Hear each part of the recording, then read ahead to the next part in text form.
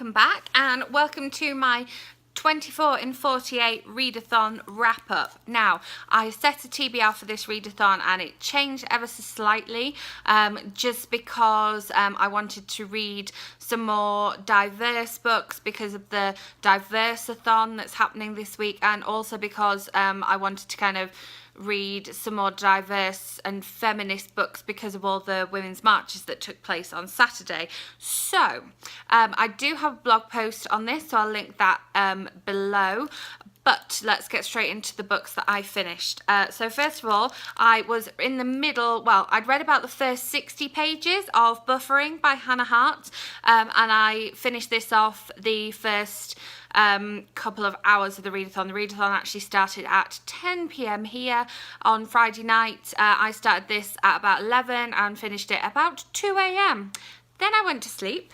And the second book that I completed during the readathon was The Art of Being Normal by Lisa Williamson. So this book was fantastic, so I'm going to film a book talk on this one probably right after I finish filming this, because I think that if you haven't read this one, you should be reading this one.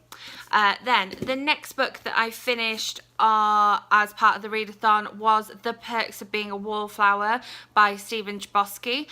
This has been on my TBR for so long. I got this at the very first Simon & Schuster blogger event that I went to, and I've been wanting to read it and I read it and I was a little bit disappointed. However, I am going to go and get the DVD today so I can watch the film, because I wanted to watch the film but I didn't want to watch it before I'd read the book. So now I've read the book, I can watch the film. So hopefully, I'm hoping that the film kind of sheds a little bit more light on this one, because the main character in this book, Charlie, he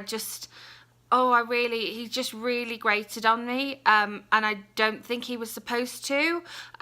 So yeah, hopefully once I've watched the film, I'll like this one a little bit more. The next book I read was also a little bit of a disappointment. I kind of really struggled to follow what was going on, and again, there's a film of this one that I've been waiting to watch the film till I've read the book, and that is Naomi and Eli's No Kiss List by Rachel Cohn and David Levithan.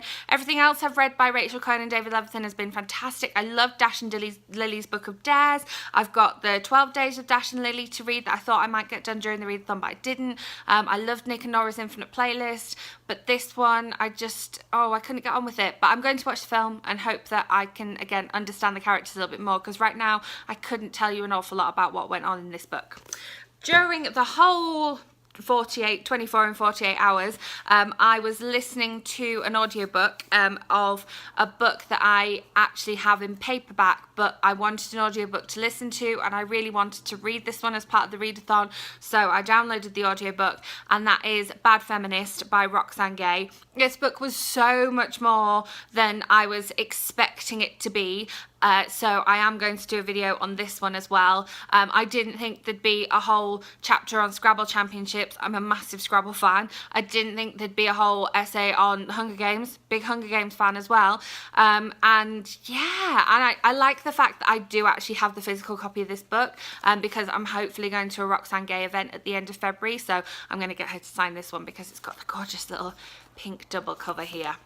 So I downloaded the audiobook of this one and listened to it throughout the readathon and finished that as just about the last thing that I finished. But then I wanted to wrap up with another feminist read, and that was this essay, We Should All Be Feminists.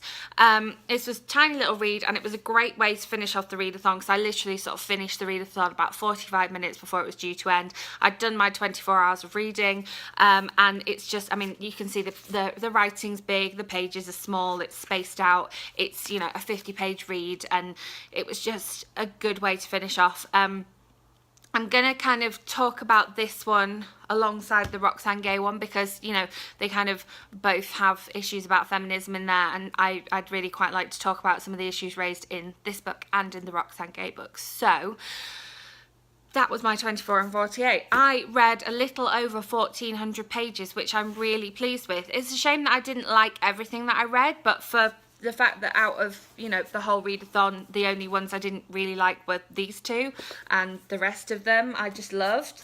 I loved Buffering, I loved The Art of Being Normal, I loved the feminist reads that I had, but I think, you know, 1,400 pages and all of these books is a pretty good readathon. So I will have another video for you soon. As I say, I'm going to talk about some of the books I read during the readathon, and I will see you then. Bye.